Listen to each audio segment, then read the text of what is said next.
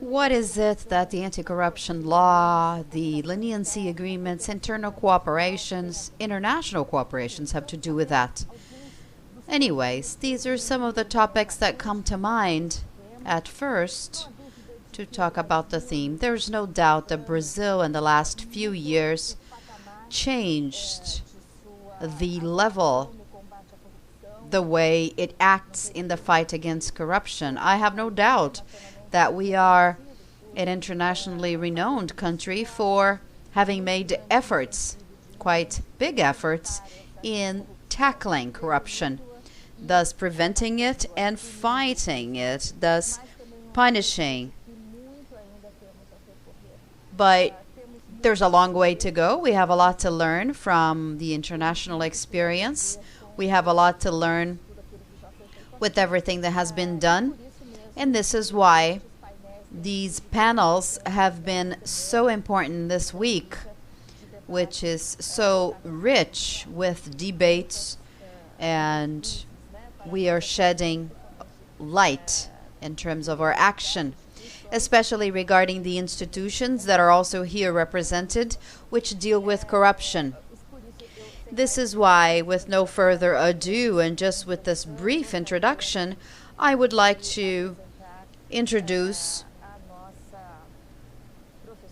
our professor, I apologize, Professor Susan Rose Ackerman.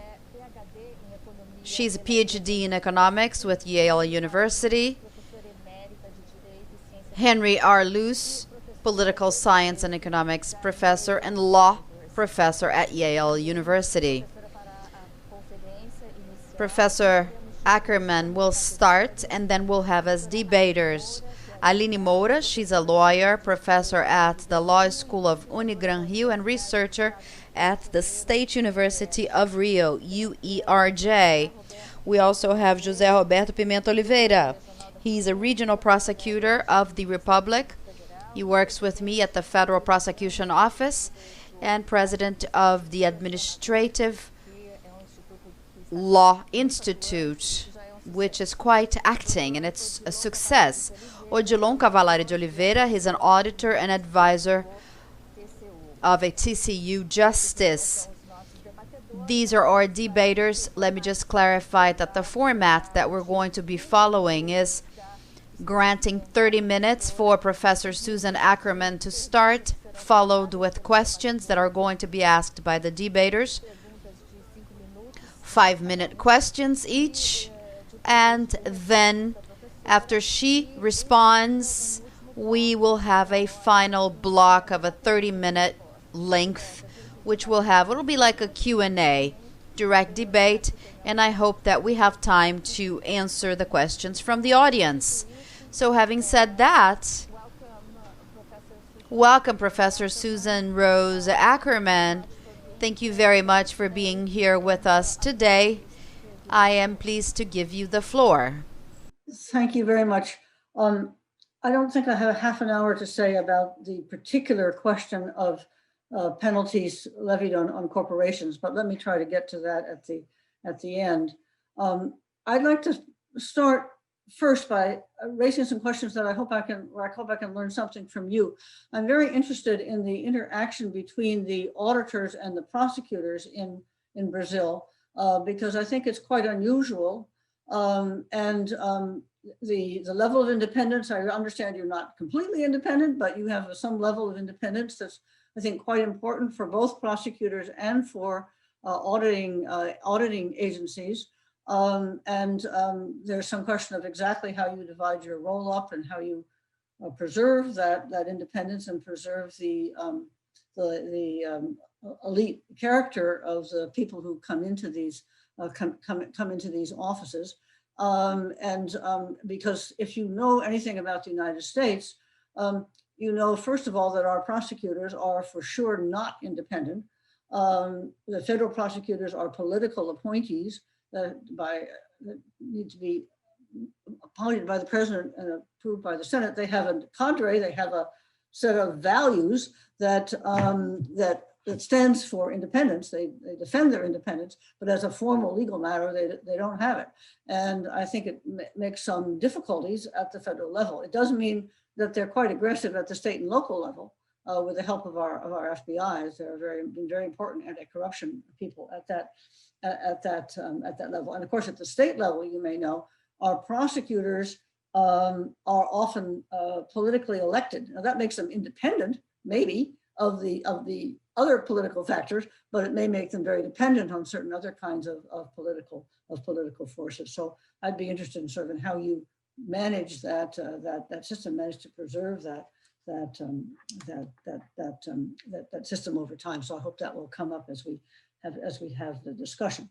Now, just to think for a minute about the difference between what I understand, and you can tell me if I'm wrong, the difference between prosecutors and auditors.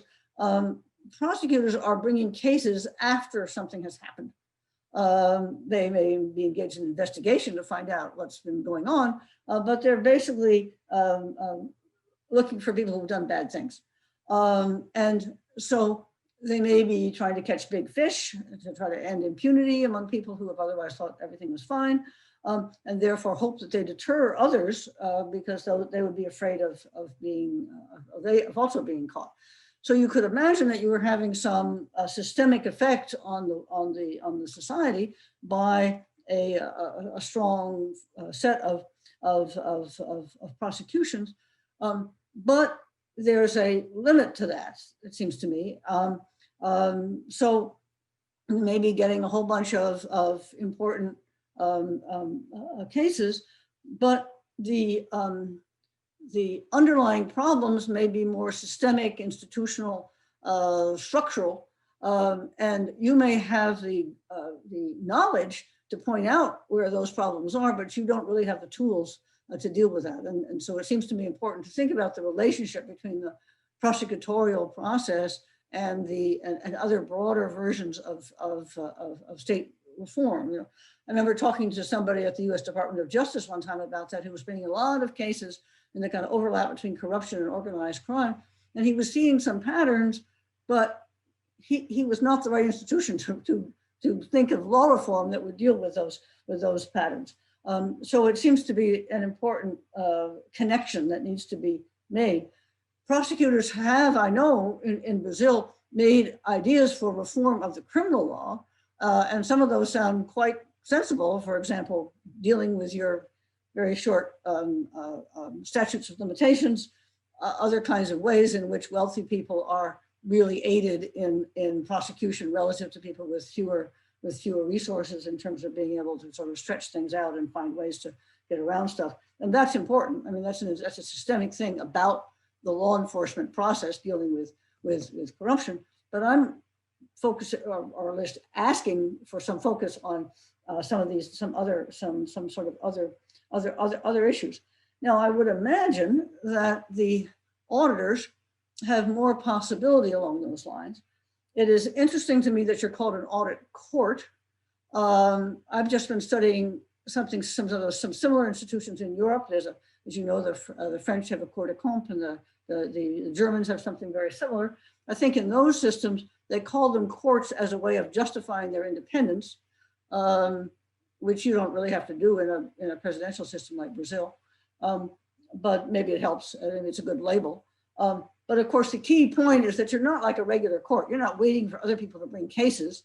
The regular auditors can reach out and decide that something's going wrong in some particular agency or some particular contracting process, and affirmatively take action to see that things are taken care of. And that doesn't necessarily, criminal prosecutions. It's sort of misprocurement and sort of inefficient behavior in terms of how the procurement process operates.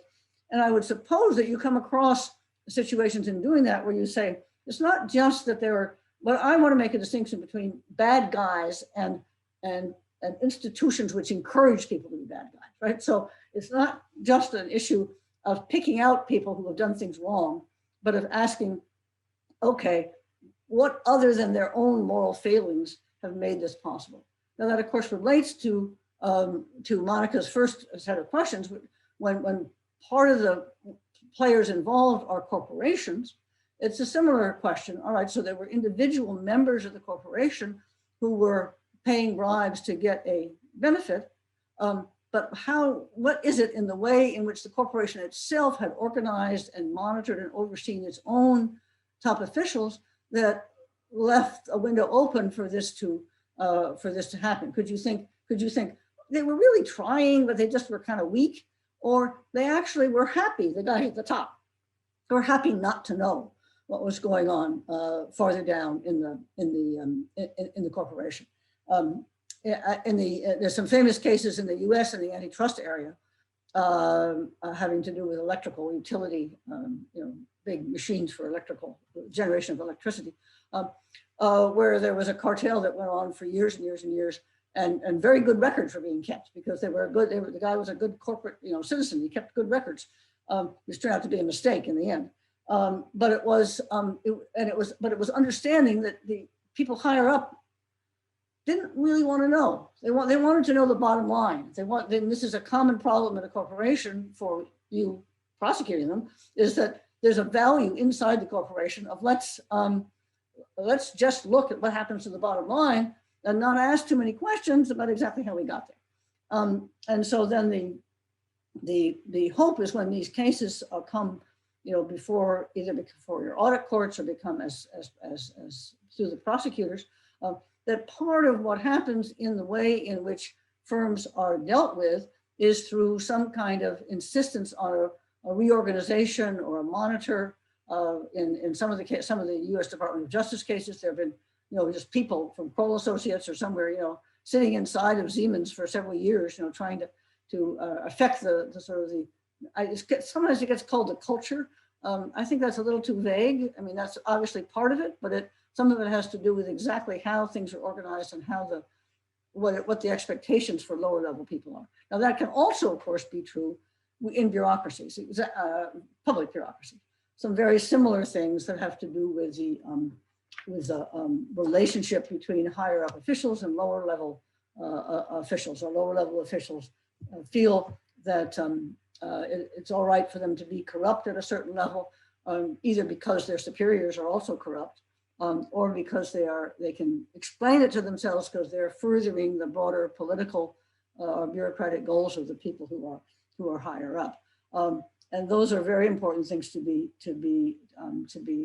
thought about. In other words, and I would think it would be a kind of natural thing for people in the audit agencies to be concerned with, and I would hope also the prosecutors as well, though maybe a little more difficult if you're so focused on individual cases.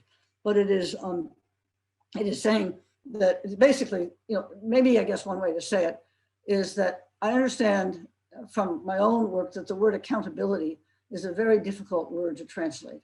Has a lot of different kinds of meanings that in French, in Spanish, it's like a rendition de compte. It's like it has as a kind of literal translation into English, very much the idea of accounting in the sense of bookkeeping, of being sure the numbers are right.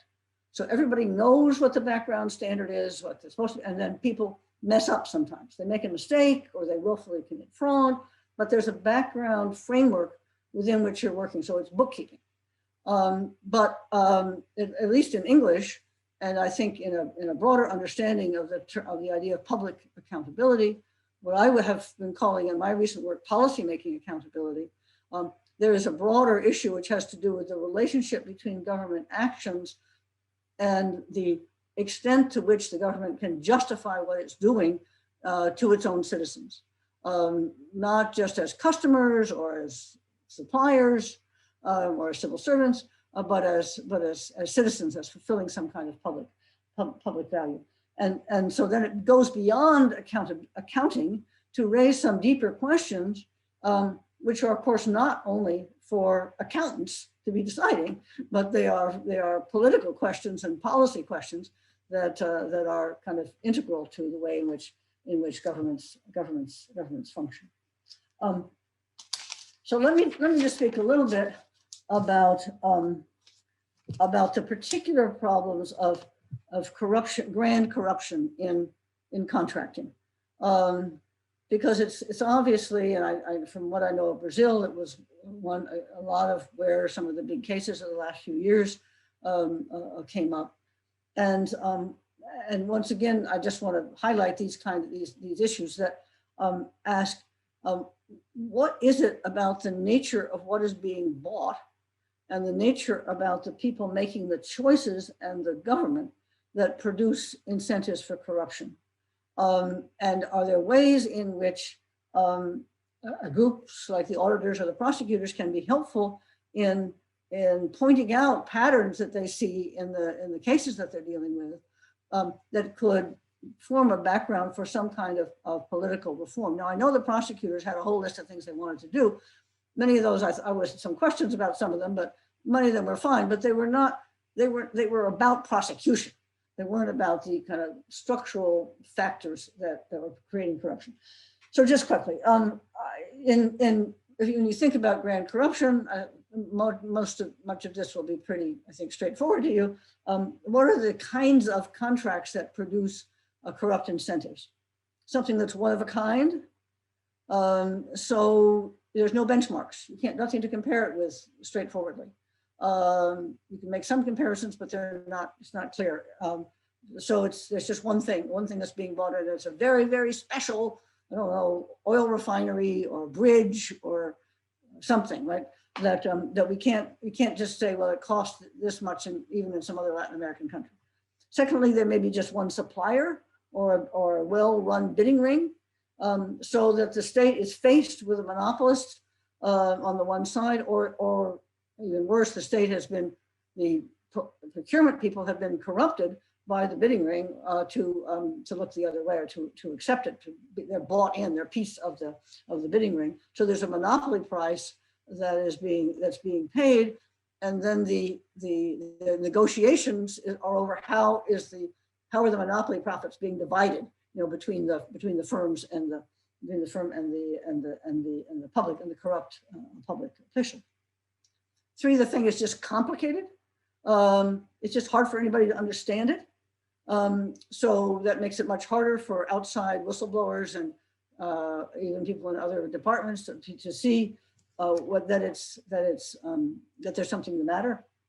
And then of course and sometimes the government may just buy too much. I have a wonderful picture from the New York Times a long time ago of the Lagos Harbor in Nigeria, clogged up with boats full of cement, of waiting to load, because the people had been sent off to buy, and they just had no roof. They just kept buying and buying to get the corrupt part of it. Then, of course, another important problem is post-contract renegotiation. Hugely important, as I'm sure all of you know.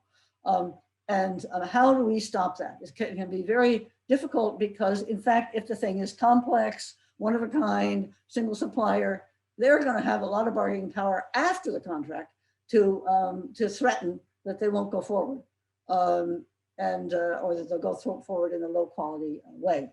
So this is, once again, not about ex post prosecution, but about ex ante writing the contract, so that this is much more difficult. Finally, of course, there's a problem with defense contracts. I don't know how you guys deal with those. The obvious problem with them is the claim of secrecy. We can't let you know about this, and we can't let the public know about it because it has to do with national defense. And this is misused, I think, in the US for sure, to keep things under wraps. So all of these kind of contracts can be open to corruption on the one side, and secondly, a reason for designing them that way within the government is to provide incentives for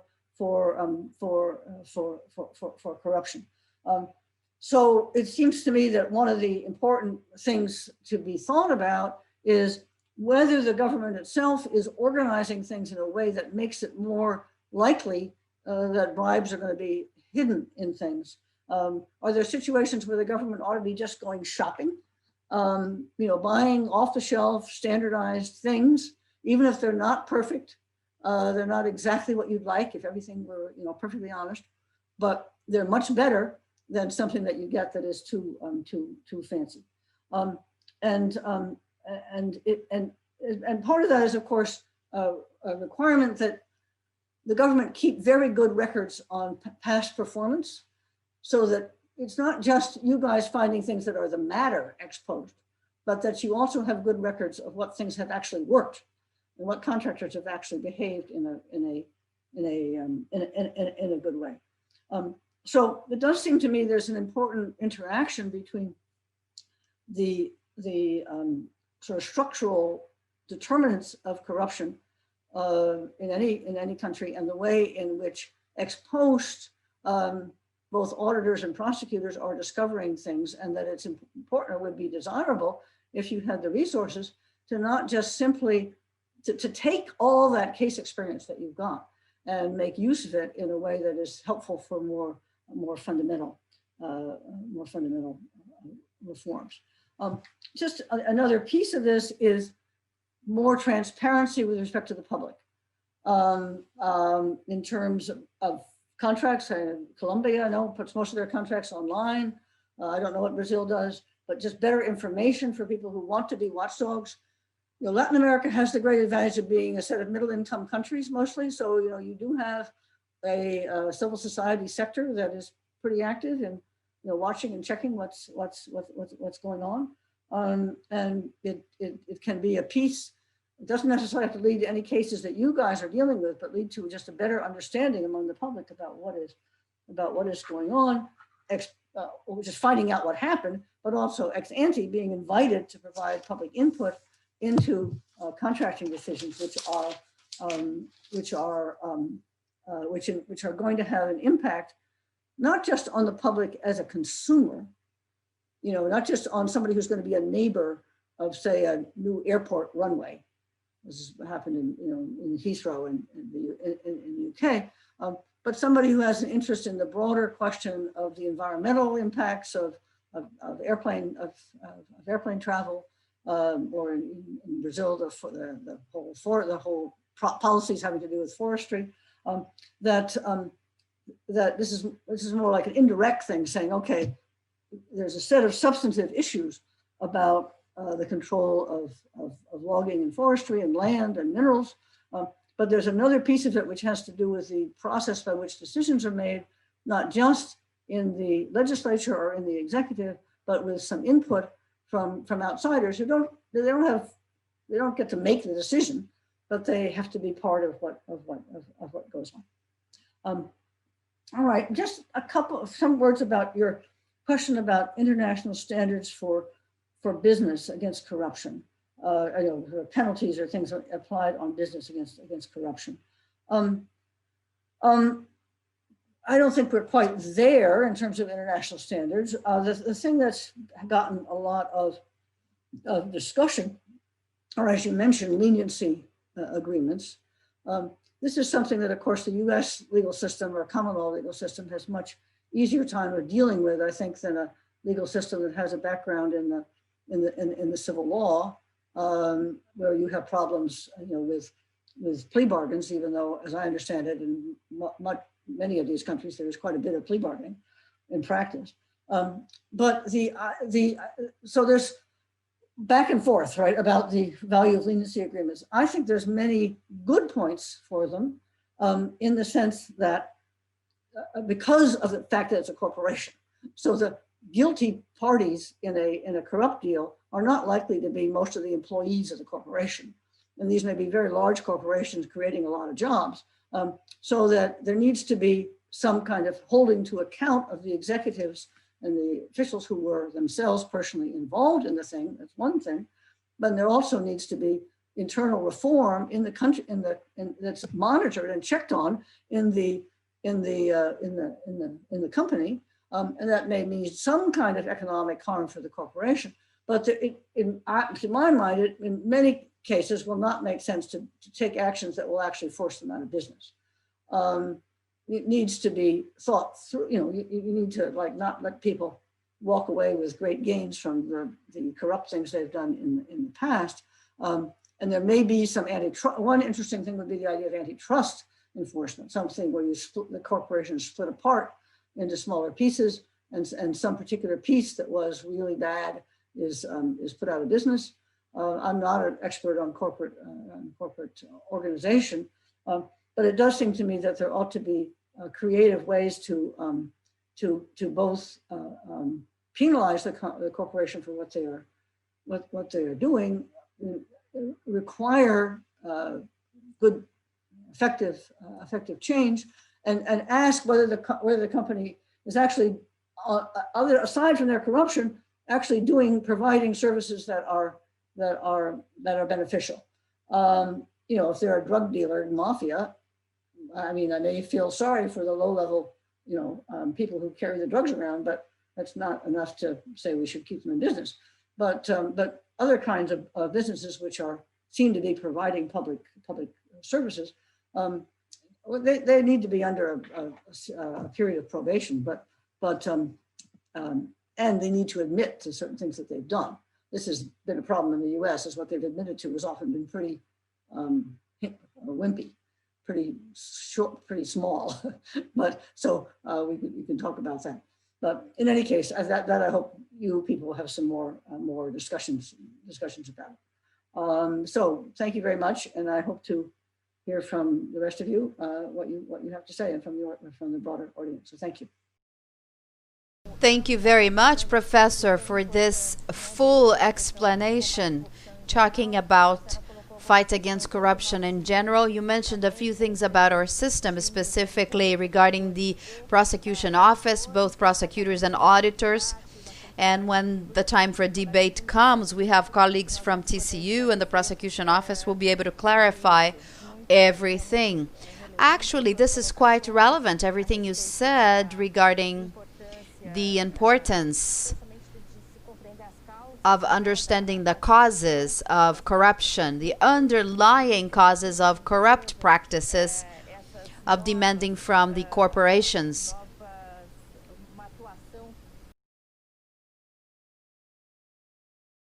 a demeanor which has to do with non-corrupt practices. You've touched upon leniency agreements, which very certainly is going to be debated over here. So from now, why don't I go ahead and hand the floor to Dr. Aline Moura for her considerations. Please, Aline, you have the floor. 5 minutes. Good afternoon to you all. I would like to welcome our dear speaker, Susan Rose Ackerman, members of the table, José Roberto Pimenta, Prosecutor of the Republic, Odilon Cavallari, External Control Auditor. José Roberto is also a professor, and the moderator, Mônica Nicida, Sub-Prosecutor of the Republic. Well, in the morning we had a panel which we talk about business accountability, and we did hear about international conventions of which Brazil is a signatory, as Palermo and Merida conventions. A few issues were mentioned about leniency agreements in the panel in the morning, and the agreements are provided for in the anti-corruption law and the anti-competition law in Brazil. Well, talking about broad studies on the theme, and because on my PhD I did delve into the business illicit acts. I am not a lawyer for companies that have to do with corruption or have had issues with public authority. So this is how I would like to propose that we analyze the normative efficacy of the anti-corruption law, which happens within the civil and administrative arenas, not penal, because Brazil has undertaken commitments facing international community of these or with these international agreements. So within our internal legislation organization, we have the administrative law, the contract law, the competition law, and recently in 2013 we signed the anti-corruption law. It's called the Clean Company Act, which decree is 8,426 of 2015. But the penal laws actually consider that the application and control realm has always existed. And for an analysis of the prosecutors here existing, So my proposal is, in terms of the preventive analysis, fighting corruption preemptively, both in civil and administrative terms. So I would like to make use of Professor Susan Rose Ackerman's speech. In the beginning of her talk, she talked about independence and how surprised she was to see how prosecutors and auditors of external control are. This independence is on external control and on the Republic prosecutors and members of the prosecution office. But regarding this independence, as we see in the anti-corruption law, as a choice here, and I should explain, defined by the civil norm and administrative norm for holding enterprises accountable. It's not an independent institution. These are not independent auditors.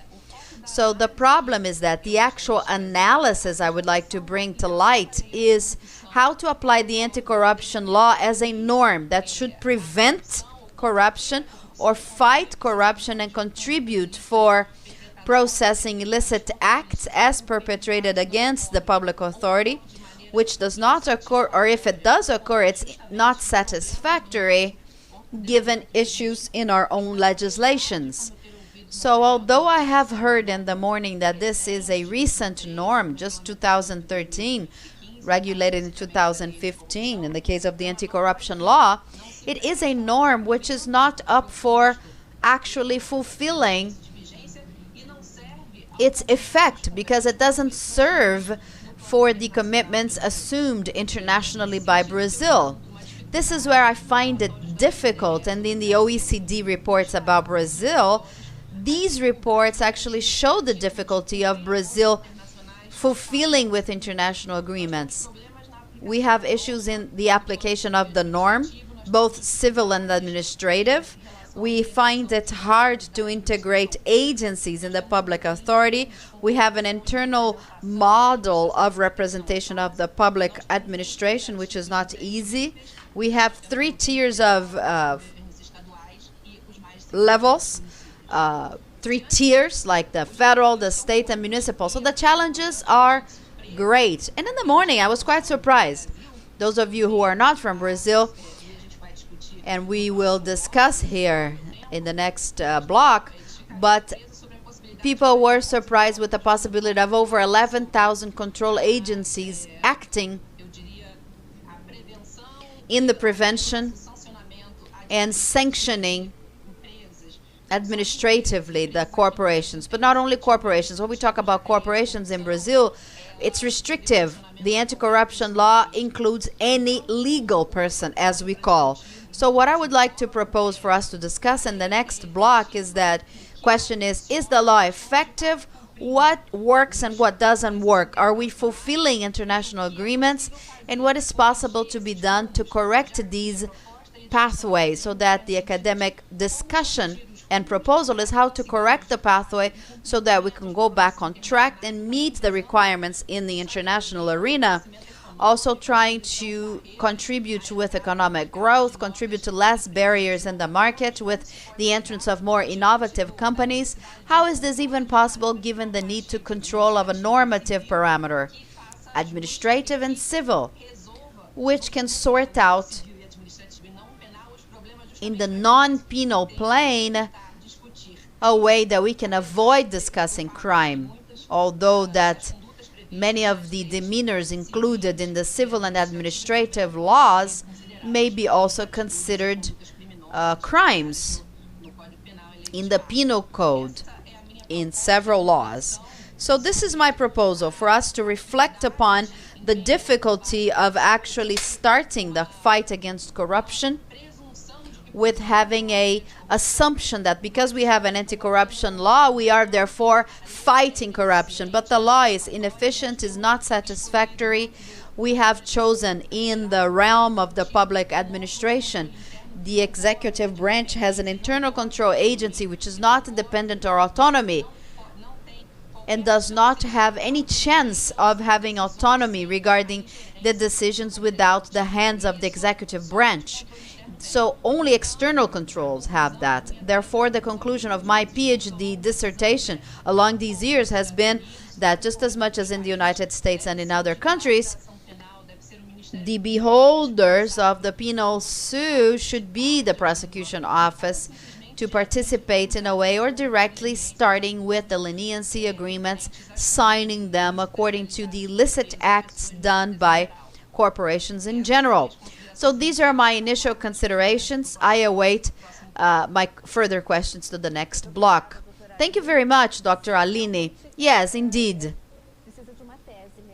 We need a PhD dissertation to be able to talk about all those things. Your topics are very interesting to listen to. We will have time to debate on them. Following, let me invite José Roberto Pimenta Oliveira, Regional Prosecutor of the Republic. Please, you have the floor. Good afternoon to you all. First of all, I am thankful to the invitation to participate in this fourth CONACON, which is being promoted by AUD-TCU, ANTC, and ANPR. And I would like to acknowledge especially the participation with whom I have a major honor to participate with Professor Susan Ackerman. And I'm very glad to be able to see good old friends, Monica, Odilon, and Aline, in this discussion, which is so rich, pertaining international standards in terms of facing corruption performed by legal persons. So having said that, I would like to greet Professor Susan for the wonderful provocations that you have launched, and Professor Aline along the same lines when she brought provocations related to the ineffectiveness of the Brazilian legislation in meeting the needs of the International Convention of Merida. If Professor Susan allows me, I would like to make a few comments as food for thought so that later I can hear your words about. As I said, and Professor Aline mentioned, in Brazil, the internal separation of facing corruption in the civil arena based on the law ends up legitimating other public entities to propose punishment measures in the so-called anti-corruption law for legal persons, in which the prosecution officer is still the beholder of the penal action regarding what we call in Portuguese physical persons or individuals. So our system does not fit very much within the International Convention idea, in which criminalization would be strengthened by the convention, because it seems that this most effective accountability is in the realm of the penal law. So after Professor Aline mentioned, I would like to leave this up for reflection. Maybe if when Brazil is then adopting an internal legislation and withdrawing within the criminal arena the accountability of legal persons, wouldn't this be then a major gap or a bottleneck in the Brazilian legislation, which would end up making it harder for our institutions to be reformed in a sense of being more effective in the fight against corruption practices? To me, it seems the answer is yes. So much so, Professor, because in Brazil we used to have a legislation which would punish the legal persons. And the executive branch actually sent a bill to Congress to create a new institutional system of punishment. And within this new institutional system, it overlapped with the previous system, in the civil arena, that is. And in this system, legitimacy is not just in the hands of the prosecution office. So when the system shows and ends up adopting the international agreements in Brazil, these agreements in the civil arena are not just in the hands of the prosecution office, as it is the case with the criminal area, like plea bargain, as an example. But in Brazil, in the civil area, these agreements end up spreading around into the prosecution offices and the several other public entities that have legitimacy. This also makes our system more fragile, if you will. So I would like to hear you, if you could say a few words in terms of the international experience, if we were to keep the accountability of the legal person in the criminal area to be the best solution. That is a major point I would like to hear you from. I have a second comment that I would like to hear and have you elaborate on. Just as important as what was said is the fact that in Brazil, our legislation has established what we call the objective accountability of legal persons.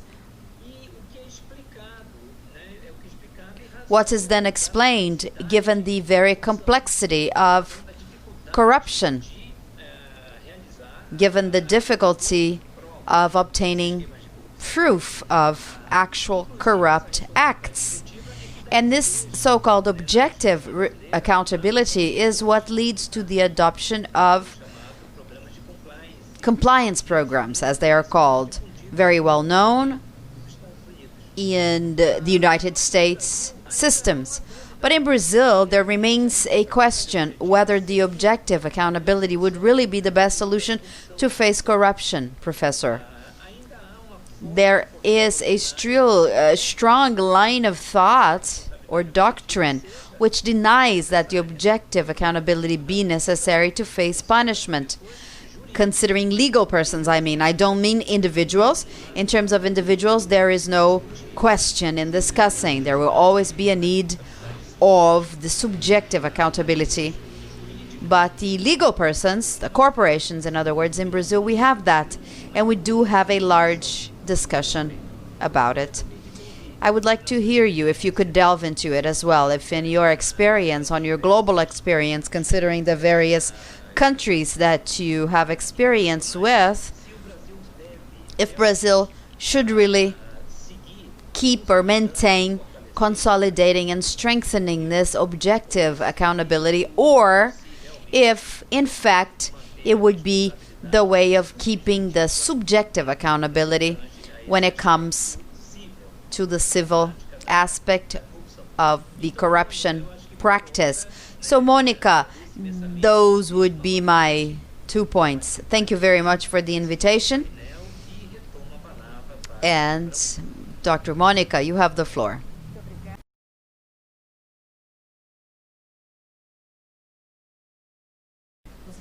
Thank you, José Roberto and Aline and Professor Susan. Everyone stuck to the time. So it's important for us to have a rich debate. Professor Susan Ackerman has lots of provocations. We are going to have some time to hear her. I would now like to hand over to Dr. Odilon Cavallari. He's an auditor with TCU. Please, you have 5 minutes. Thank you, Monica. Initially, I would like to welcome Professor Susan Rose Ackerman and to say how satisfied I am to have her here today with us. It's a privilege to have you. I would like to welcome our colleagues in the debate, Dr. Aline, Dr. José Roberto, and our moderator, Dr. Monica.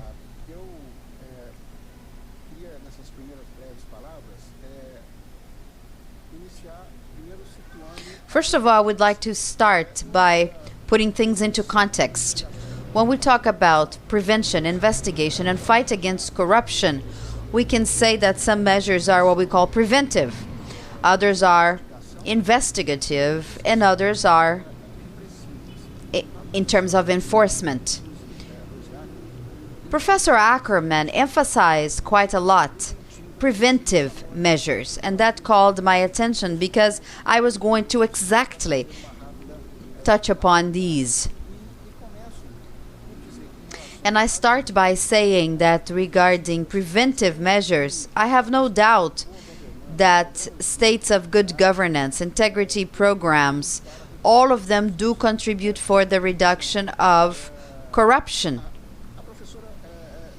practices. Professor has mentioned the fact that in Brazil we have independent auditors and independent prosecutors. Yes, it is true. In Brazil we have the public administration on the one hand, and the other hand we have controls.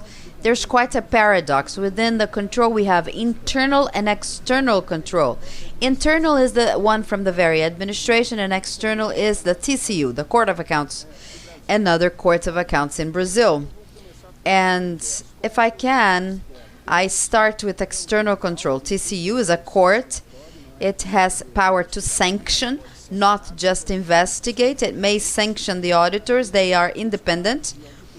And the auditors have to take a test to become auditors. So now talking about internal control. In the federal arena, it's also a career. They have to take a test to become as well. But they are nominated by the President of the Republic, and they may be dismissed with no justification. Therefore, there's not the same stability when we call to external control. Talking about the public administration in the federal area, we have several agencies which have to submit to a test to enter. In Brazil, we have 3 tiers of government: federal, state, and municipal. If we were to analyze fight and prevention to corruption in the state and municipal areas, it's quite worrisome. Some municipalities don't have even one position. When the government changes, we lose the history, we lose the continuity of practices and any bond with the public authority. Professor Ackerman mentioned about the importance of preventive measures. How can we prevent corruption in a state of things, such as in the public administration? Well, what TCU does is what we call preventive audits. It's not previous control as wrongfully we are accused of. We don't do previous control. A previous control would be when we condition the validity of an act to a previous decision of the TCU. But the Court of Accounts, the TCU, does not do that. It does preventive control to expedite or issue certain actions, which we call corrective actions. This has led to great results, actually. This is why I would like to start with my first question. Do you see to be reasonable to emphasize preventive control? Do you think this is the right way to go, to follow, to prevent corruption? I ask you because we receive criticism. In Brazil, some people understand that we're doing it all wrong in TCU and we shouldn't be doing preventive, but just ex post control. That's a first question. A second question I have, within the investigative measures which go into enforcement as a subgroup, we have the Leniency Agreements. The anti-corruption law says the purpose of an agreement is to obtain effective collaboration with investigations and the administrative process. That's the major purpose of the anti-corruption, or meaning the leniency agreements, to obtain the payback of the damage. So first of all, reducing sanctions as an advantage granted by the public authority, or even the elimination of certain penalties, but to obtain a certain advantage. What is this advantage? To have access to information that the public authority doesn't have still. So I ask you, Professor, do you believe to be reasonable to celebrate a leniency agreement which has as the sole purpose to have the return of the money to the National Treasury if no new information is given with this act, given the fact that there is a penal action already proceeding, and then there all the prosecutors already have all information they need? So the question is, do you think it's reasonable to sign a leniency agreement just for the single intention of obtaining the money back to the Treasury without having extra additional useful information to the public authority for investigation? Thank you. Thank you, Gilon, for your considerations and provocations. They were very interesting. They are very important and are found on our daily lives. Now I return to Professor Susan Rose Ackerman for her considerations. for some 15 to 20 minutes so she can speak about the themes that were brought by our debaters. Thank you. Very interesting comments. Some of them a little bit too much inside the Brazilian legal system for me to really be able to answer them, but I may have some thoughts that might be helpful.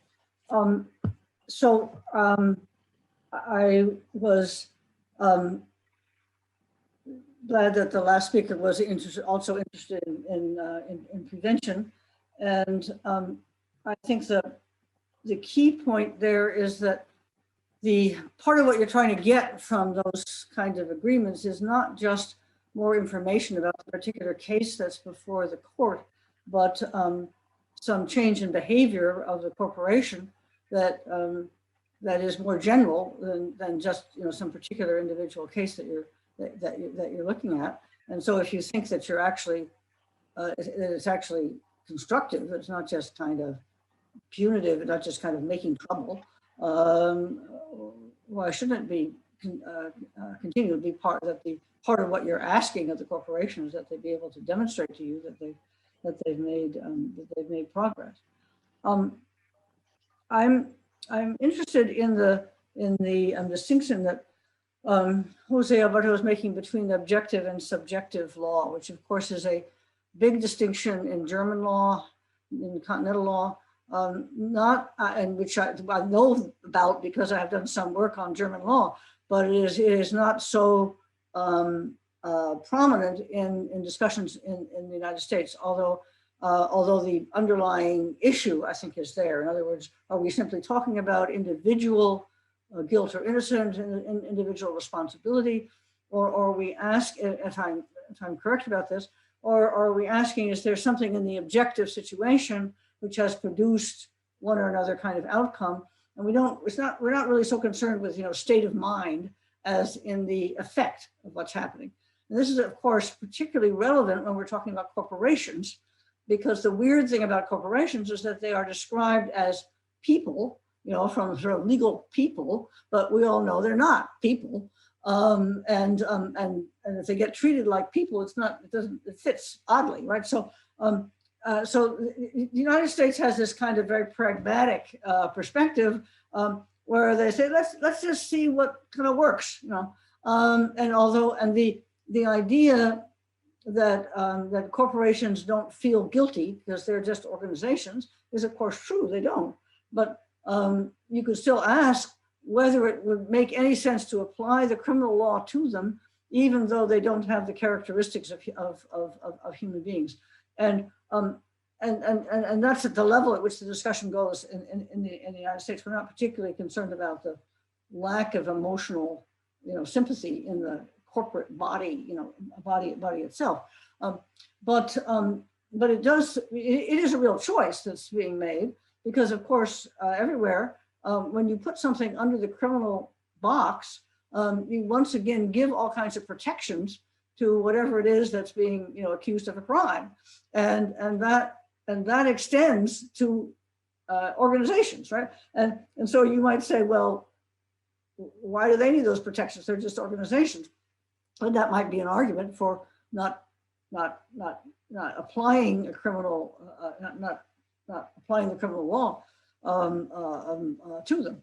On the other side, I think it is true, at least in the United States, that corporations that get convicted of criminal activity take a pretty big hit to their reputation. I mean, usually it's not just the organization, but they're also individuals who are being accused of a crime. So it's seen as reflecting very badly on them as an organization operating in the economic system. So it's part of what is going on. So I think that I don't have any particular problem with having a sort of objective accountability of legal persons, and that it would be kind of a Brazilian choice about what that means in terms of the way in which that legal person can defend themselves against some kind of accusation, and you could certainly take account of the fact that they're not actually human beings; they're entities, and there is it is certainly true that this distinction between, as I said to start out, the distinction between objective and subjective is very central to civil law systems. Brazil is this odd mixture, I think, of a lot of background of civil law and then an overlay of a kind of constitutional public law, which has drawn a lot from the United States as well as also from Europe. But I don't, since it's true that in the corruption area, a important set of institutions that we should care about are these legal institutions. They need to be taken on in a strong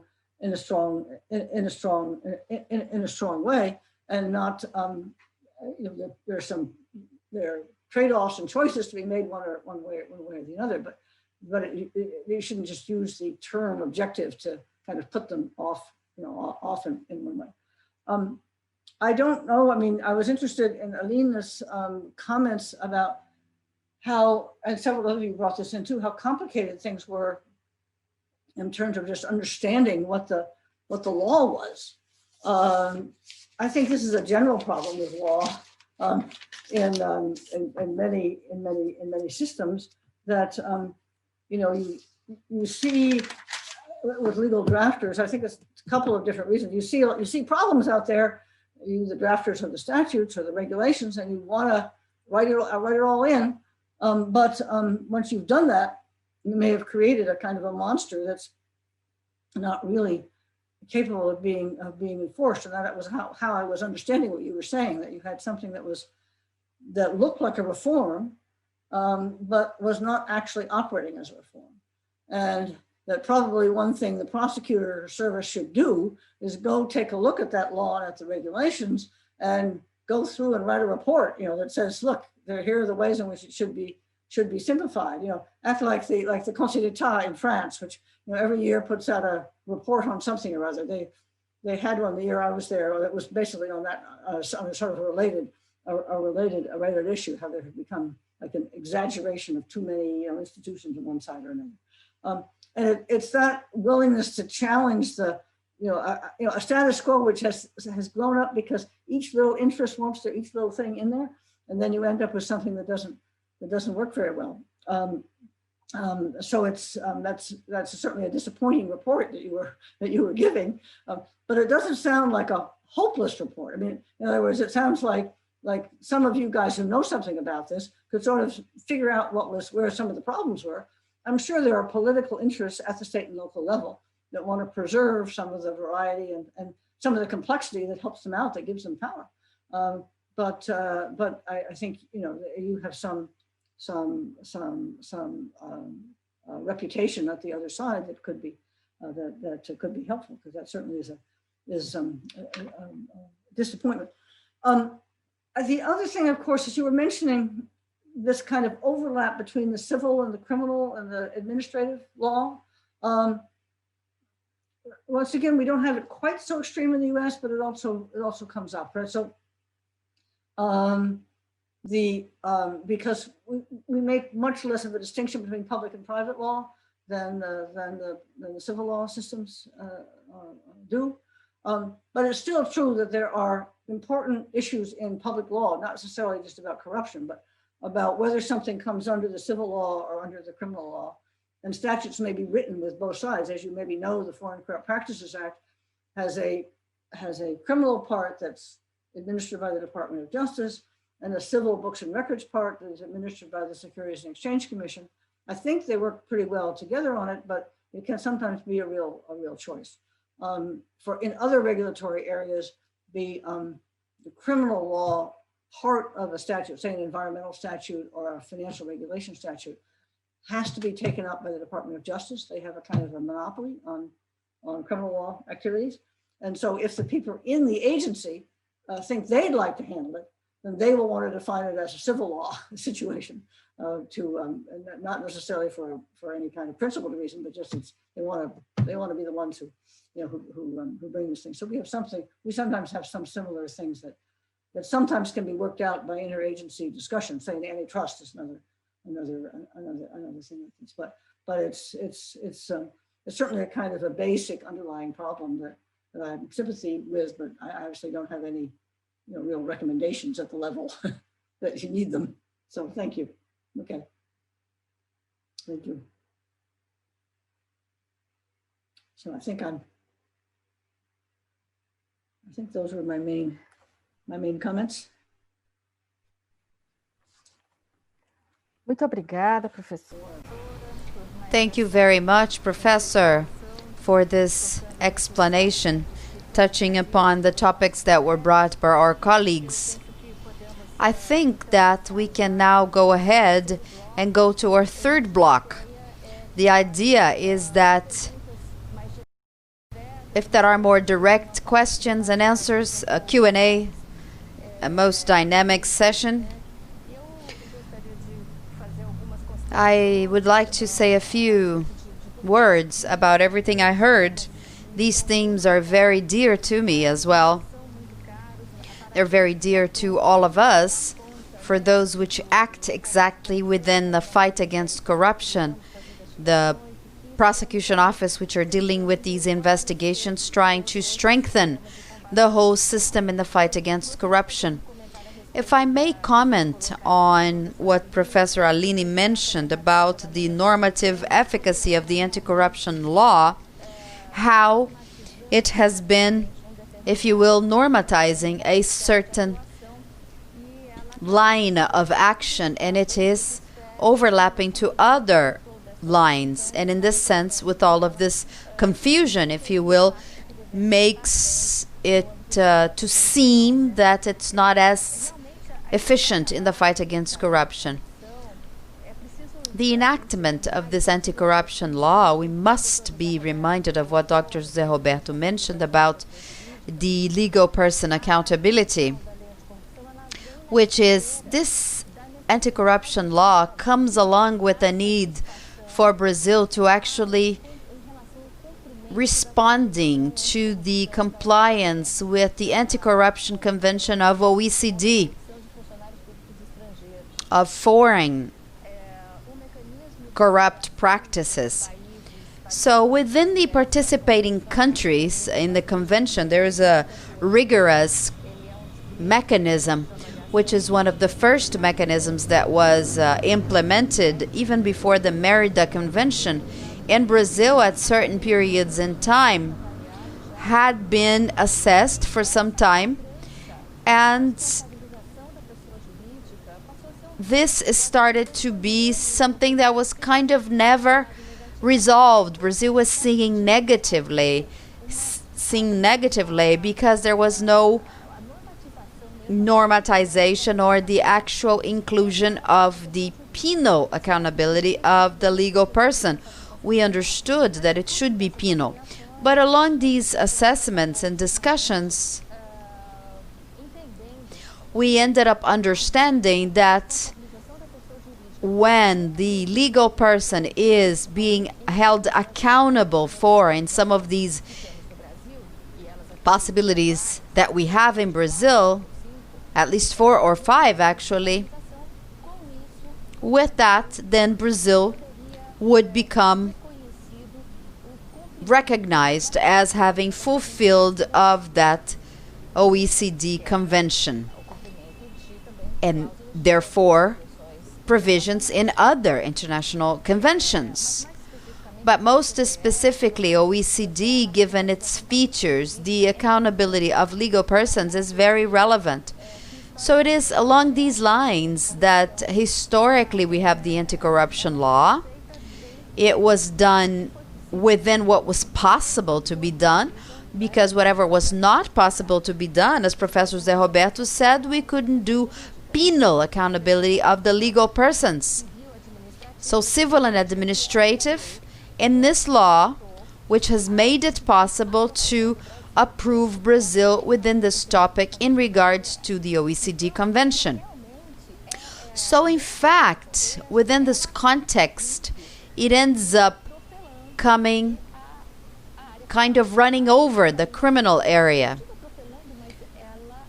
Maybe the word is not running over, but it brings a few complications when it comes the time to gather those two other areas. what shouldn't be an issue, because they talk to each other, they have legal provisions. But in any case, the fact is that when we consider the institutions that are involved in the anti-corruption law, within the criminal law, it's not just a matter of enforcement of the criminal law, but the actual interaction of these institutions and a way into compatibilizing the ways in different agencies act.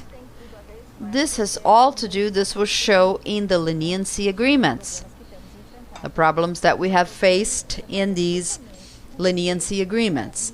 But we are able to evolve in these leniency agreements in terms of making these agreements effective and turning them into instruments that are absolutely different and effective in the fight against corruption, which is the one that I would say that the reform against corruption is very beneficial. It did have effects.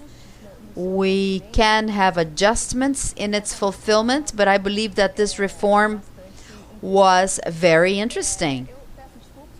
I apologize that I have spoken now, but to me it's something that's very specific in the Brazilian legislation, and I wanted to clarify to Professor Susan Rose Ackerman so that you would better understand these dilemmas that we have been facing and the things that are put in front of us. These have to do with the point of interaction in the several entities. But in any case, with these considerations, having considered open the third block, I'm going to hand over to Dr. José Roberto so he can make other comments or ask questions about the topics. So please, Professor.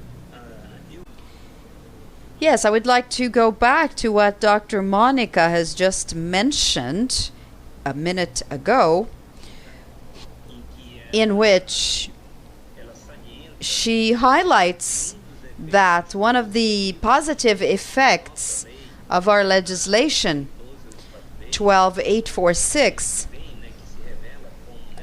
which is revealed necessary within the OECD Convention, one of the effects is the actual inclusion within the civil arena and administrative arena as well of these leniency agreements. At the same time, in Brazil, Professor Ackerman, Brazil did approve a new law for plea bargain in the penal area for facing criminal organizations. So when we talk about large corruption themes, we're talking about organized crime. So the beneficial effect of leniency agreements, they are in fact and must be highlighted, as Professor Monica just mentioned. But we are at a moment in time, after 5 years, in which Brazilian institutions were not able to reach a common model to face corruption. Professor Ackerman probably has heard that in August there was a signing of a cooperation agreement, a technical cooperation agreement, which established norms of cooperation between the entities within this civil anti-corruption area. But this agreement ended up not being approved or signed by the prosecution office. So I would also like to hear you a bit on this independence issue, which is related to the autonomy of the institution, and as well the independence, which is very important when we talk about the courts of account.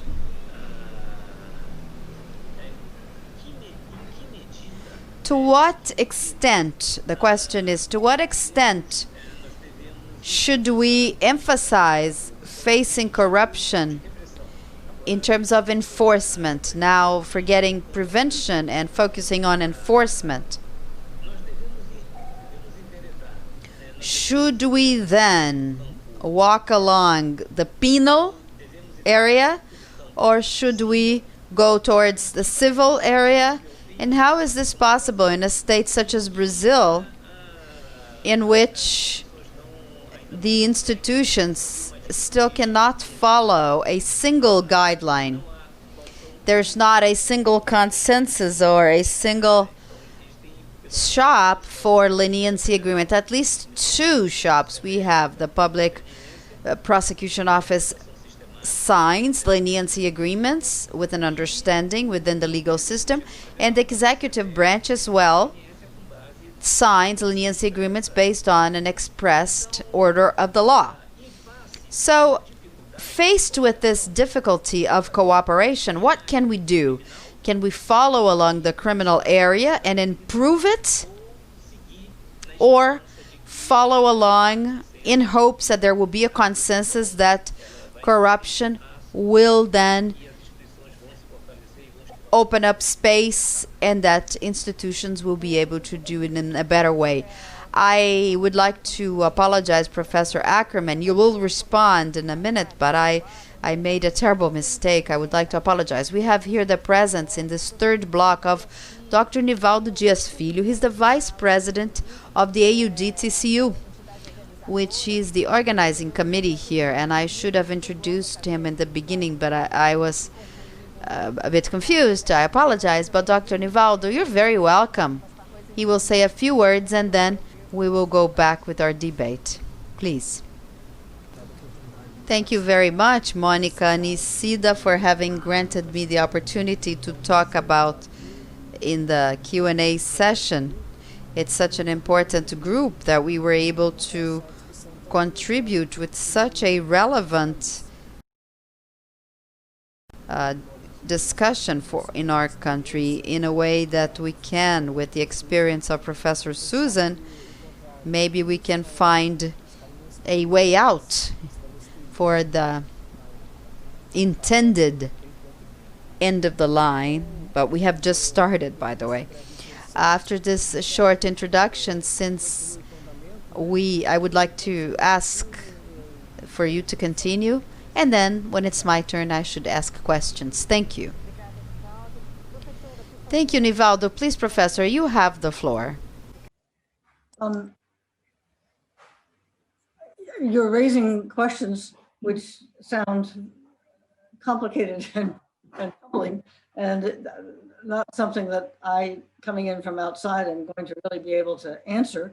I mean, there's some obvious problems if you've got lots of overlapping models and no very clear standards about which ones apply in which cases.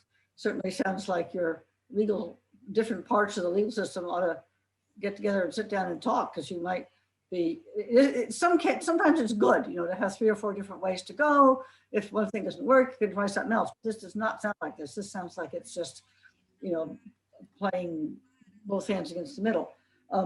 Your discussion about the possibility of leniency agreements either coming from the prosecutor's office or from the executive, it sounds pretty risky to give the executive the power to come up with a leniency agreement on their own.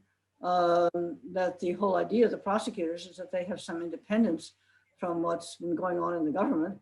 And I assume that the leniency agreement has to do with some corrupt deal that involved a firm and its dealings with some part of the Brazilian government. So the Brazilian government it shouldn't be it would be better if they weren't the ones deciding on the leniency agreement. Now, under the FCPA, of course, in the U.S., the firms that are getting the leniency agreement have not paid bribes in the U.S. They paid bribes abroad, so that that particular problem doesn't come up in those cases. Certainly does come up in other cases because of the close association between the prosecutors and the rest of the state. I'm sure we could find cases in which you had some kind of lack of independence of the prosecutors when they were making these actions, or some idea that there was some political pressure on them to be lenient, more than lenient rather than helpful. So I don't really. All I would highlight is what you're highlighting, which is that this is something that is not going to be helpful going forward in limiting corruption, and that you have a particular problem which is a problem of a lot of civil law countries. You've got like 3 different legal systems, sort of criminal, administrative, and civil, we have that to some extent, but not as in quite a sharp a way. And that the fact that corporations are now major actors in the world, corporations and other kinds of economic entities, they don't have to be formally corporations, raises, operating in all these different places, raises these issues of borderlines with particular saliency, and it suggests some need to think outside of the conventional boxes that are part of the way some legal education is going, that provides a more sort of functional view. And obviously, there are going to be fights. People are going to want to have these cases in their box, but it's something that certainly needs to be thought about. We have a more we understand those distinctions, and those tensions are there, but they're less acute. We have other kinds of problems, which have to do with lack of independence, with as I was saying, the prosecutors being in the executive branch, and we have inspector generals, which are a relatively new set of bodies who are, several decades old, but they're assigned to different agencies, and they're supposed to be checking for not just corruption, but other kinds of misuse of public money. And so the idea, and they're reporting to Congress particularly, the idea was that they were supposed to have some kind of independent role, but the compromise that produced the statute was very weak. And so under President Trump, he just basically fired a bunch of the inspector generals. And he could do that. They were just really serving at will. So it was kind of highlighting to the rest of us who didn't quite realize that the supposed independent guys really weren't. I assume you have a little more protection than that in your situation. But so there's this tendency between a value of some level of independence, but then some kind of clarity about where certain kinds of cases need to go, and it may be that you don't gain much from allowing corporations to be tried under the criminal law, so long as you've got administrative fines or other sorts of things that work. If you read the OECD convention, as I'm sure most of you you'll see it does not require corporate criminal liability. It requires some equivalent to it, some kind of civil fine, some kind of way of punishing corporations for what they are doing, and that I'm sure simplifies things in a lot of different countries. So, as far as I can go, I'm afraid, for solving your problems. Thank you, Professor. Now for participation, please, Dr. Aline, you have the floor. Thank you very much for the opportunity. I would like to explain better why, in my personal opinion, evidently, the prosecutors, the auditors in the public authority, the federal government, are not very much concerned, as they should, in my view, with the application of the anti-corruption law. Because in the federal scope, there is a single and more organized provision. But the anti-corruption law is a norm that is not only applied to the federal public administration, but also destined to states and municipalities, their respective regulations.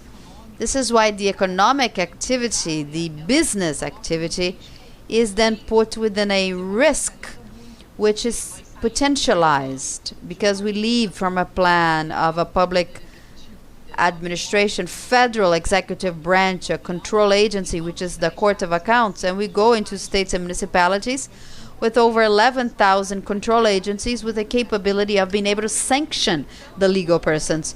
So evidently the prosecution officer and the auditor, in their specific view, may sit and think it is satisfactory because within the penal application I may use the norm.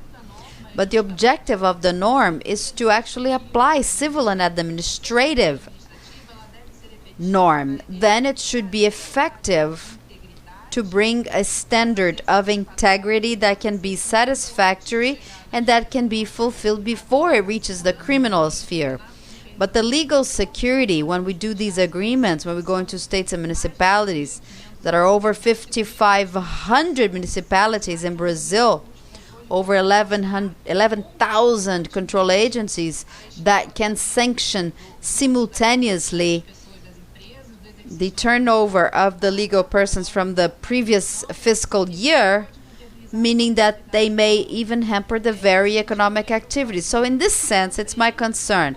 I understand and I agree that this is an important instrument to use the anti-corruption law for penal agreements in association with the plea bargain. But in administrative terms, they need to work as we have other leniency agreements within the Brazilian law of the antitrust systems, or we call the competition law in Brazil. The anti-corruption law was inspired in the 12529 2011, which is the competition law in Brazil. And it was said that the anti-corruption law was inspired in the antitrust law in the U.S. And there is a provision with the prosecution office. So in Brazil. So when the norm was actually enacted, 12846 in 2013, what happened is that there was an inversion of the constitutional provision, putting an institution and the provision that the internal control be in charge of signing the agreements. The internal control, which has no autonomy, no necessary independence to face corruption. And within the federal public administration, these agreements cannot be taken forward. Because I myself, as a lawyer and as a researcher, and I'm not a public employee, but it's not reasonable to see no company which commits illicit acts to stop its demeanor by looking for agreements. The companies that are doing that, they're in trouble. They know they will be sanctioned penally. Their administrators know they're being investigated. So they already have the rope in their necks, as we say in Portuguese. But if we were to think that the norm is of a civil application, as the OECD instructs, penal is important, but civil and administrative law, then it would be possible for us to avoid as many penal issues.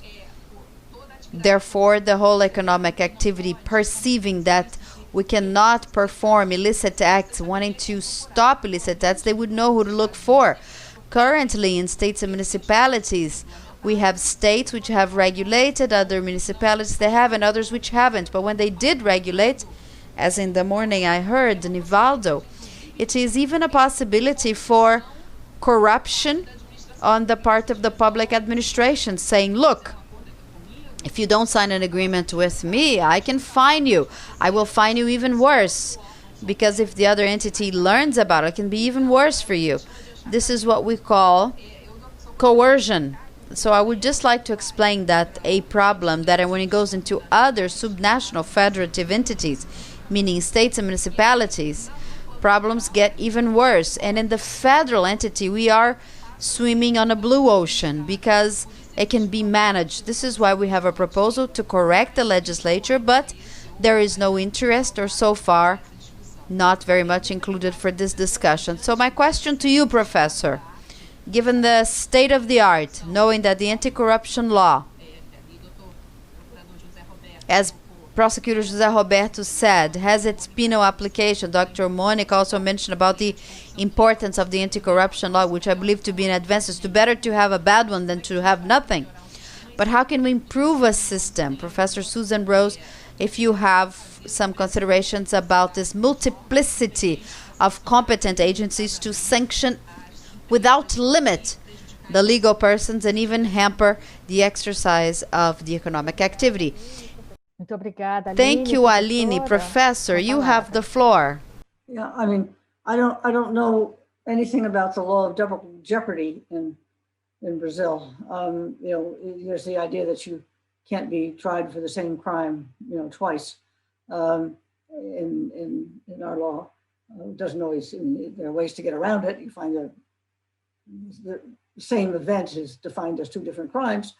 But so I'm just wondering whether there's a kind of underlying problem, which isn't particularly about corruption, but is about the relationship between the lower levels of government and their ability to just pass any law they want, and its relationship to federal laws. I mean, we certainly, I mean, I guess a related thing would be the idea of preemption of the federal government passing laws which are taken to preempt state and local laws which cover the same issue. It's caused a lot of debate and controversy in the US, and there's been some people who are very strong states' rights people have pulled back, have been urging a kind of pulling back on the a stronger presumption of preemption. I mean, I'm just reacting to what you're saying, that there just sounds like there's just too many jurisdictions out there that can impose sanctions on firms, and firms can feel kind of caught in the middle between all these different guys. Does there need to be a bit more, what you seem to be saying is there needs to be a little more like sorting out of which are the things which are really local issues, local corruption issues, distinctly of corruption, or things at the state level, misuse of funds that were to be spent at the state level or the municipal level. We certainly have plenty of cases like that. It's a real sore plate. If you want to look for corruption in the U.S., a very good place to look is at the state and local level, where there may be very uncompetitive political systems and narrow economic interests. But that seems to me to be something that needs to be thought about. I don't have any insights on how feasible it is to try to push back against or point out or worry about some of the overlaps that exist. So I certainly can't make a strong statement. It's just that you're certainly describing something that doesn't sound very functional. Thank you.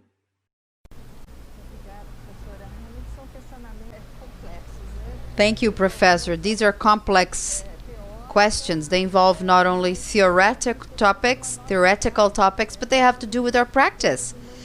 We are quite in an anguish, if you will, on how to face many of the issues that we have nowadays.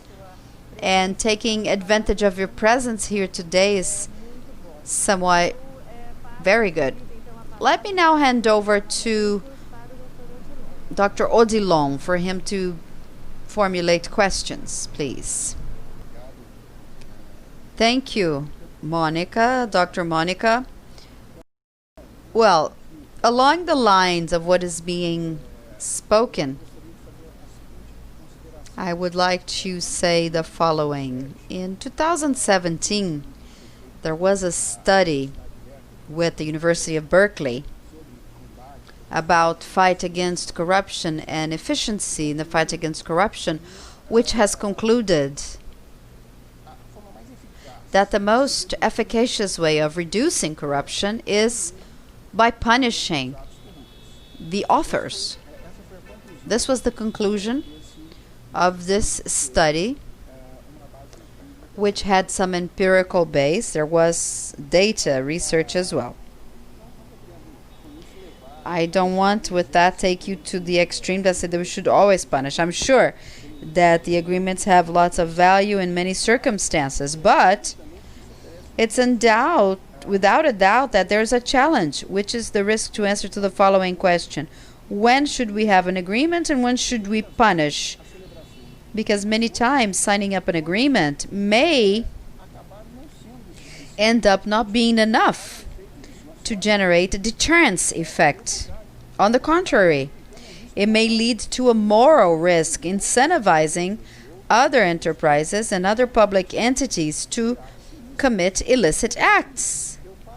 Because if I then have as a perspective in the future, if I come to commit an illicit act, my perspective would be to at most have an agreement. It could be then the crime pays off. It's good business to do crimes. So signing or not an agreement always involves a major challenge to know when to do and when not to do. Specifically with leniency agreements, there is an issue very specific in our legislation. And I explain, when the internal control entity within the public authority, CGU, Controller General's Office, signs a leniency agreement, what happens many times is that the legal person that should be punished with one of the penalties in the legislation, which is the prohibition to contract with the public authority. It would be prevented from signing any contracts with the public authority for a certain period of time. When they sign the leniency agreements, they are benefited with the suspension of this sanction. And this many times may lead, within the Brazilian reality, to an inversion of the very logic of the enforcement of the penalties. Meaning, the larger the company, the most serious the illicit crime, the illicit act, the worse the damage caused to the society, then the bigger the chance to celebrate, to sign a leniency agreement, and therefore avoid the penalty of being hired by the public authority. Since this is included within Brazilian law, what we're left with to apply the law is to enforce the law in this penalty to the small companies, the small legal persons which have committed much smaller illicit acts, but if they are prevented from being contracted by the public authority, many times they will file bankruptcy. They will be expelled from the market and no one will miss them because they're small. Wherever the large legal persons, we have the discourse in Brazil, since it's a big fish, so you shouldn't prevent it from contracting with the public authority, or else they will bankrupt and this will lead to unemployment, which is a fallacy because spaces are occupied in the market. If a company breaks down, competition takes on the spaces. Nivaldo says it all the time. The employees will certainly be absorbed by the other companies, which will be very happy to occupy the position which nowadays is occupied by a corrupt agency or company. So I think this is a challenge to be overcome. And if you allow me to close my comment so I don't go too much over time, but with a question to Professor Ackerman, many countries in Europe and in the US as well have gone through a process in the last few decades, which is to depenalize, if you will, certain demeanors, thus privileging enforcement, administrative enforcement, that is applied by administrative entities, because these are cheaper, less costly penalties, sometimes cheaper and more proportional to, according to the seriousness of the illicit act. The example is Law 689, 1981 in Italy, which has started this process. So the question is, do you believe that it would be efficient to rethink about the punitive system in a way as to privilege a more administrative punishment, sanctioning with administrative law in the cases when it shows sufficient to give response to that illicit act? I will tell you why I ask. The Brazil legal system is piled up with processes The double benefit would be to unpile so many and then to be cheaper for the public authority, for the society, thus repressing these illicits. Thank you very much. Thank you, Odilon. Please, Professor, you have the floor. Yes, okay. And of course, the two things you said are in a little bit tension with each other, right? And so your first set of comments were about if you're guilty, you ought to be punished. And then wondering whether there are not a class of cases in which this whole notion of guilt and innocence is not really very helpful in terms of getting actual good behavior to come out of people or out of firms, and that we shouldn't pose things so much in that term, but more in terms of fines and restructuring agreements and things like that. So it's all part of the same thing. I don't know. I mean, I think in regulatory area, see, outside of the corruption area, say environmental violations, people who pollute more than they should, or forms of it more than they should. Mostly in the United States, we are using kind of administrative fines, administrative penalties, with the possibility that things could be counted as crimes if they seem to go over some border. So you haven't given up on the penal possibility, but you recognize the point that you were making, that you may be able to deter certain kinds of bad behavior more effectively and deter more of them, because these processes are less complicated, raise fewer questions of the rights of the people who are being accused than if you move in the criminal direction. And I tend to think that for regulatory offenses, that's right, that the body of things that count as criminal should be relatively confined. Now, for corruption, it's a little harder to just say, well, that's just an administrative offense. If what's been happening is somebody's been going around the rules and paying bribes. What I'm wondering, and so that then it becomes a question of, okay, we accept it's a crime, but we're going to give you what we call them non-prosecution agreements. We don't call them leniency, right? We're pretend we're not being lenient, if we are. But it's a way of acknowledging, I think, the reality of the complex way in which certain kinds of organizations are fit in to society. So the model of the guilty criminal offender is just fitting has some awkwardness in the way it fits in with what's actually going on. Right? And I certainly take your point about a worry that if you go too far in these leniency agreements, people will just treat them as a cost of doing business. And people talk about that quite a bit. Oh, it's just a cost of doing business. We just pay a fine because we have such high levels of profits that it's not a big deal.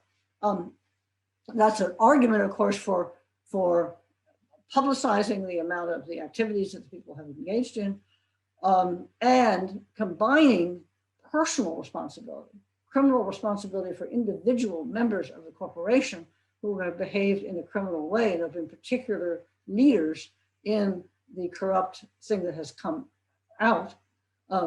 And that may involve some members of the boards of directors, not only executives, those people who seem most involved and implicated in the behavior. And it's clearly a trade-off. I mean, you're trying to find some balance between an organization that has is performing otherwise a halfway decent economic function. Now, you were being optimistic about if one firm goes down, another one will come easily into its place, and that's of course an empirical question.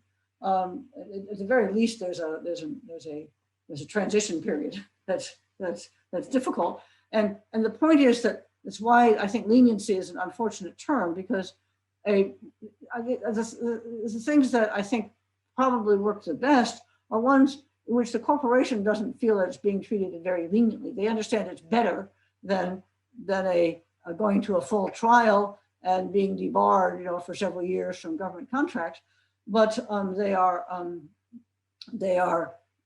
in fact put through quite a severe, well, if it works that way, I mean, obviously you want it to work that way, quite a severe requirement of reorienting what they're doing.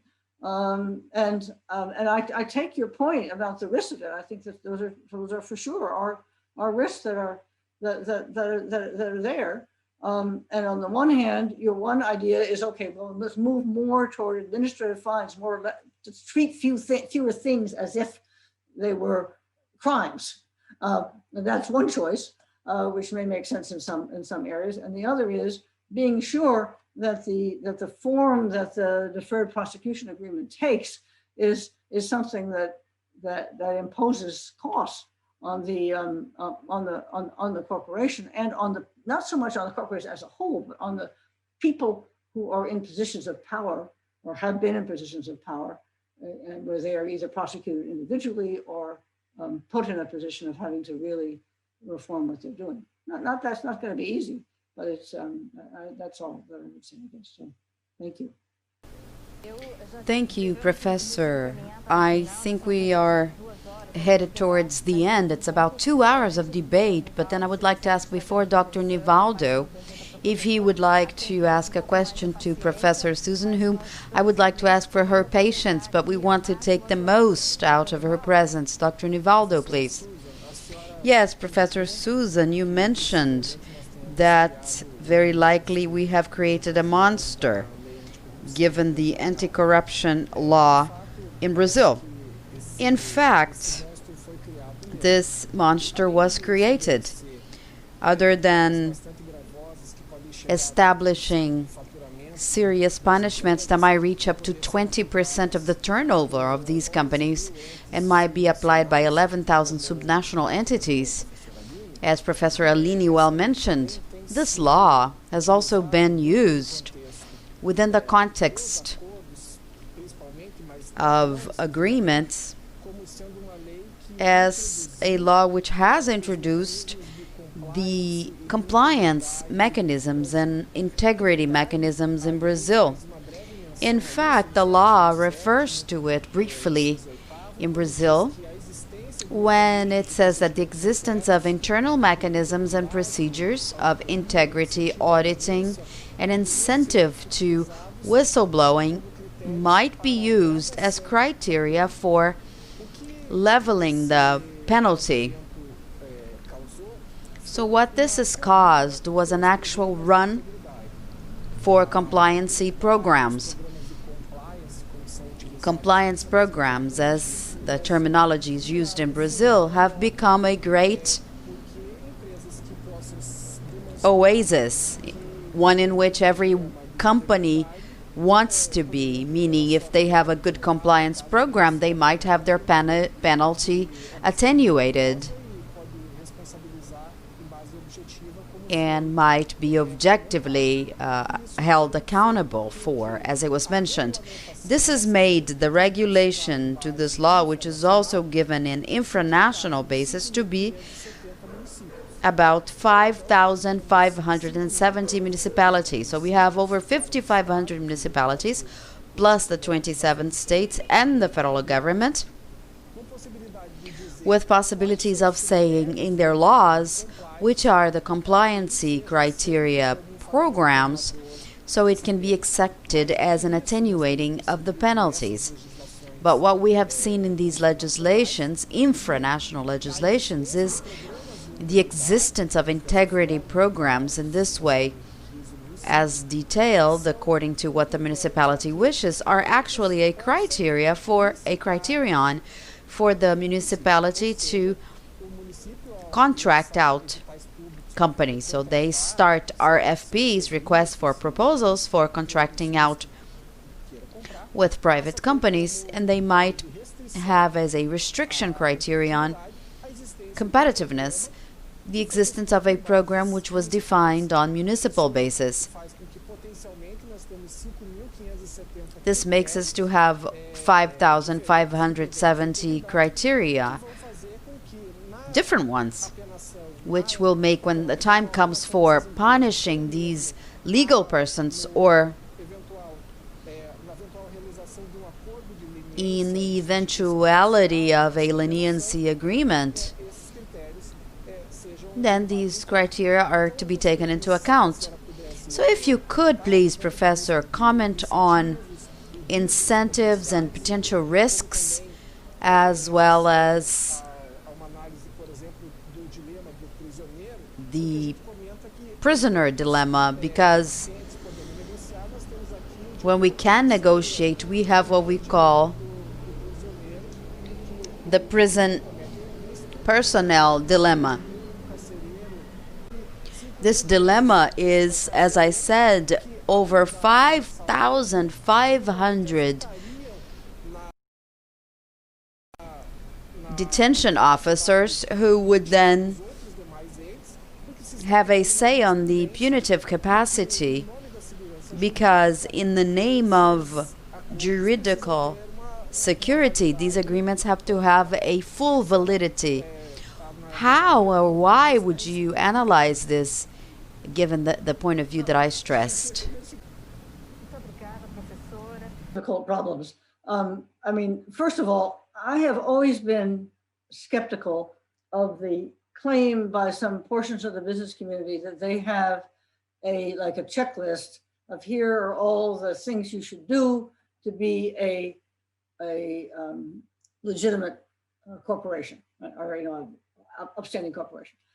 And some of the things are pretty obvious. Certain kinds of audit and transparency things are pretty obvious. But I'm very reluctant about moving to something which is a template that says, okay, if you follow these things, we, the state, will judge you to be honest, because we don't have much of a factual background on which to base these things. And then you have the problem that you're saying is arising in Brazil, which is that all these 5,000 different entities come up with a slightly different list of what counts in these things. And I assume that some of them are inconsistent with each other, or some of them are expensive, and you don't want to spend a lot of money if it doesn't going to do any good. So to the extent that that's what's going on, that you've got too many different standards, it kind of discourages me from the effort, right? It sort of suggests, going back to what I guess Odion was suggesting before, which is, okay, just penalize them, just charge them a big fine. You might want to take into account the social harm that the fine was causing, in the way that one might in ordinary criminal law too. But I mean that imagining that these 5,000 municipalities are going to, assuming they all disagree with each other in some important way, I don't know, maybe they don't, or maybe the prosecutors can help, coming up with some kind of uniform thing or some kind of preemption law. But it sounds like the current situation is simply creating a lot of transaction costs for corporations, some of which may have done very bad things, so they're being punished, but they're not being punished in a consistent way that sends a message to other corporations about how they can behave and avoid this problem in the future, because they might be following the rules of Minas Gerais and then they're doing business in Brasilia or something. So it is certainly not it seems to be a poor way of responding along several different dimensions that you guys obviously understand. I mean, I'm not telling you anything, but it's, in other words, it's not in the principle of some kind of structural reform in a firm as a way of helping to improve the integrity of the system. It's in the practice of how this is playing, this 95 law is playing, 93, what is it, 2013 law is playing itself out in practice. So thank you. Thank you very much, Professor. Well, we're well advanced in terms of our time, almost 2 hours here debating. The topic is endless, but it is a pleasure to be able to hear everyone's talks, but especially our dearest Professor Susan Rose Ackerman. So I would now like to go ahead and ask everyone to say their final words, final remarks. You will have about 2 minutes for your closure remarks. So, Professor, you have the floor to start with your final remarks, please. My final comments are just to thank you very much for a really interesting, informative discussion. I learned some more. I already knew a bit about Brazil before coming to this panel, but I learned something more, and I'm very interested in the relationship between the prosecutors and the auditors and the rest of the state, and I learned something about that. So thank you for including me in this discussion. Thank you very much, Dr. Odilon. Yes, thank you. I would like to thank for the opportunity, the invitation, and to say it was a great honor to be here with Professor Susan Rose Ackerman and with all the other participants of this brilliant panel. Monica, Aline, José Roberto, and Evaldo. To me, it was a great satisfaction. And as I see, it was extremely rich and fruitful as a debate. Thank you very much. Let me congratulate the entities that organized this event. It was a remarkable achievement. Luciane, President of AUDTCU, Nivaldo, Vice President.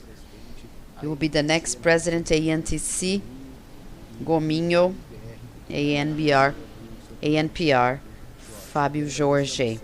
And I want to thank you, Dr. Monica, as the moderator of this panel. Thank you. Thank you, Dr. Odilon. Dr. José Roberto now. Yes, I will also mention the thanks that I would like to extend for having been invited here with Professor Susan and dear friends from Brazil, Monica, Aline, Odilon, Nivaldo as well, which has also entered here in this panel. I would like to congratulate AUDTCU for this event, as well as ANTC, AN, and PR. Always to make a record that we should never lose hope that through this kind of discussion with the academic world,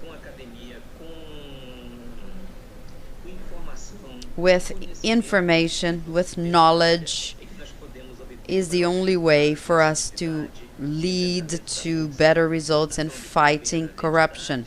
Congratulations to the entities and to all of you who have participated in this panel. Thank you, Dr. Aline. I would like to thank the organizing committee of this event,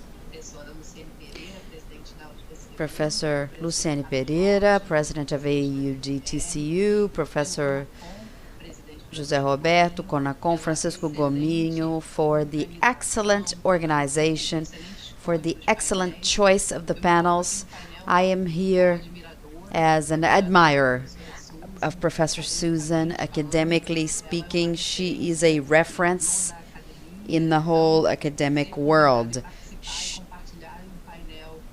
Having been invited to share a panel in which Dr. Susan answers to what you say and hears what you say makes me thrilled. So thank you very much. I'm also an admirer of all the members of the TAPE. Dr. Monica Nicida, I interviewed her during my PhD dissertation. Nivaldo Odilon, he has my constant admiration. So José Roberto, you as well could never be left aside. The Prosecutor of the Republic, a professor, dear colleagues. So all I have here is to acknowledge all of you, to say how joyful I am. Thank you very much. Thank you, Aline. Dr. Nivaldo. I want to thank all of you for having participated in this event. Professor Susan, she has accepted the invitation to be here and share with us a bit of her knowledge, and maybe also to have the opportunity to learn a bit more about the Brazilian reality.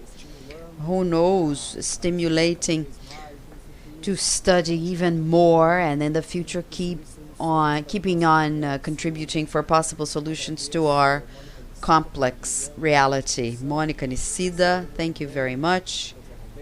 Dr. José Roberto, Odilon, and Aline for your brilliant presentations, and I'm very thankful for having taken part in this event this afternoon to be able to correct some injustice that I made in the morning. I forgot to thank Samantha Dobrovolsky for having helped us organize this event, to be able to get in touch with people at the highest level that we have had here, people with high levels of expertise as well. So I'm very thankful on behalf of AUD-TCU for the whole effort that everyone has made here, including the translation, simultaneous interpretation, very competent, making it possible for us to talk with people from other countries and other languages, but speaking our own language.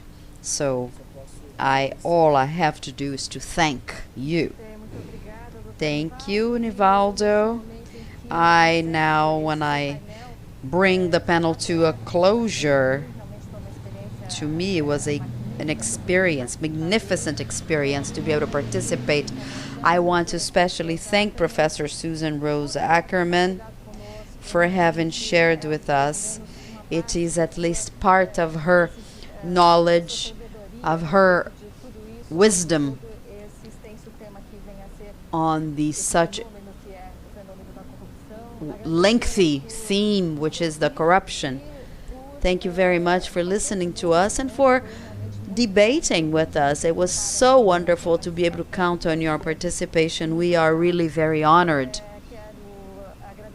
I want to thank all our colleagues, Aline, José Roberto, Odilon, Nivaldo. It is an honor to be able to moderate this table. I learned a lot this afternoon. And once again, I would like to thank the organizing committee on behalf of Nivaldo, who's here, but also Luciane Pereira, always with much competence, organizing these events. I have no doubt that this has been a great event. It will be very successful until the end of the week because it will continue. It contributes to our fight every day against corruption. So thank you very much once again. You all have a great afternoon. Thank you.